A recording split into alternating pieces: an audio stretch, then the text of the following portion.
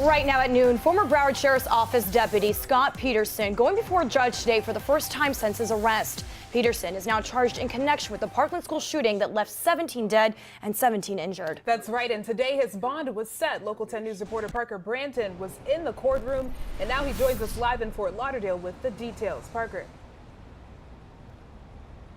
Yes, Sam and Janice, defense attorneys are raising questions about the charges brought against Scot Peterson, whether the former deputy was a caretaker or a school resource officer assigned to Marjory Stoneman Douglas High. That determination could play a big role in this case. Prosecutors claim Peterson failed to save lives the day of that mass shooting. At this time, I will call Scot Peterson. Former Broward Sheriff's Office Deputy Scot Peterson appearing in court for the first time since being taken into custody. Peterson facing charges of child neglect, culpable negligence, and perjury in connection to the mass shooting at Marjory Stoneman Douglas High School. Defense attorneys challenging the judge's probable cause determination and the statutory definition of caregiver relating to the charges. We don't believe there is probable cause in respect to felony counts.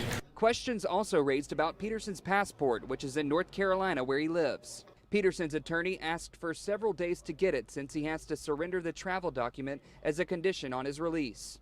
The announcement on his charges was made at the MSD Commission meeting by the head of Florida Department of Law Enforcement. It comes after evidence shows Peterson chose not to confront the gunman last year during the shooting. Footage from the day of the massacre shows Peterson heading out in a golf cart, taking a position outside and never going in as reports of shots were fired.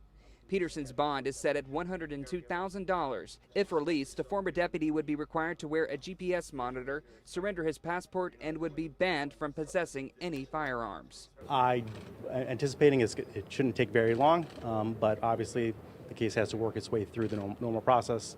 And of course, Mr. Peterson, we expect will be treated fairly, just like every other person. And in the midst of all this, Parkland parents are expressing their feelings about the arrest of the former school resource officer and the case itself. Manuel Oliver lost his son Joaquin in that mass shooting. Here's what he had to say. He's guilty. He's part of this problem. He was a coward that day.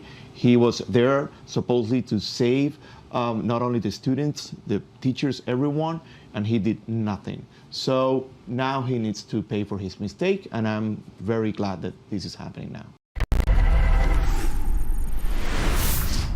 And Peterson's attorneys say they plan to file a motion to reduce bond and to modify pretrial release. If convicted, the former deputy could spend the rest of his life in prison. We're live in Fort Lauderdale. Parker Branton, Local 10 News.